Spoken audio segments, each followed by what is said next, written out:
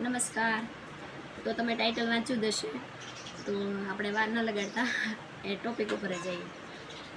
ઘણા સમય પહેલાં બધા સિવેલા ગાઉન છે, લોકડાઉન સમયના છે, અડધા ને અડધા પછીના છે. આ કોરોના વખતના જ છે. એ વખતે છે ને બધા કાપેટાના કાપડને બધું લીધું હતું. આ રીતના છે ને પેટર્ન કરેલી છે, બટન લગાવેલા છે, ફૂલ ઘેર છે.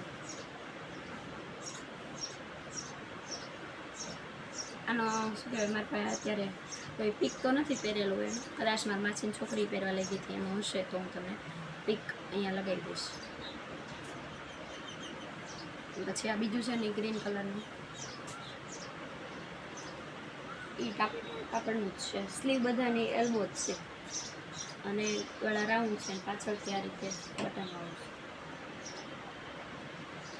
આને ફૂલ ઘેર છે.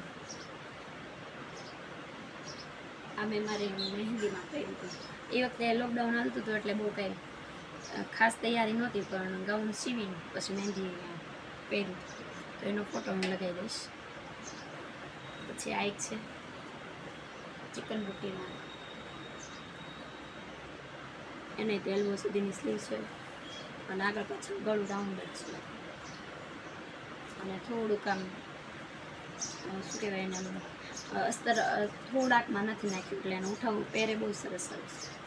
અને આને ફૂલ ઘેર છે.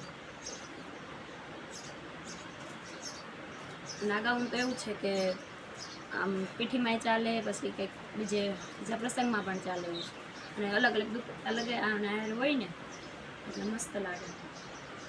એમાં મરૂન કલરનો દુપટ્ટો ખાસ સરસ લાગે છે.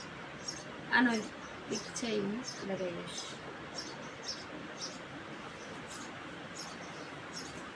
અને આ છે, આ સૌથી પહેલું મેં સીવ્યું હતું જ્યારે ટાપેટા કાપડ નીકળ્યું ને ત્યારે. આ રીતે પેટર્ન પાડી હતી. આને ગળું રાઉન્ડ જ છે આગળથી અને પાછળથી માટલા ગળું કરીને બટન લગાવેલું છે આ રીતે. અને ઘેર ગાઉન બધા સિમ્પલ જ છે, કેમ કે એ વખતે છે ને દુપટ્ટાનું ફેશન વધારે હતી. ગાઉન સિમ્પલ અને દુપટ્ટો અલગ અલગ, કોઈક બાંધણીના, કોઈક સાથે બનારસી દુપટ્ટા, એ રીતનું હતું. તો આને રીતે પિક હશે તો હું લગાવી દઈશ, નહીંતર પછી મારા માસીની છોકરીના કદાચ છે.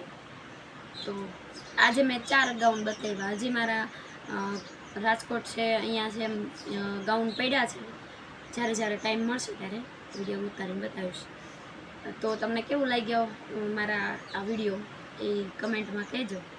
અને હજી જો કંઈક આગળ મારી પાસે ઘણું બધું છે, એવું બધું સીવેલું અલગ અલગ બ્લાઉઝ છે અલગ અલગ, પછી ચણિયા ચોળી, પછી પર્સ બધા અલગ અલગ. એટલે એ રીતે મને જો તમારો વિડીયો જોવો હોય તો કહેજો કમેન્ટમાં, તો હું વિડીયો જરૂરથી બનાવીશ. Thank you.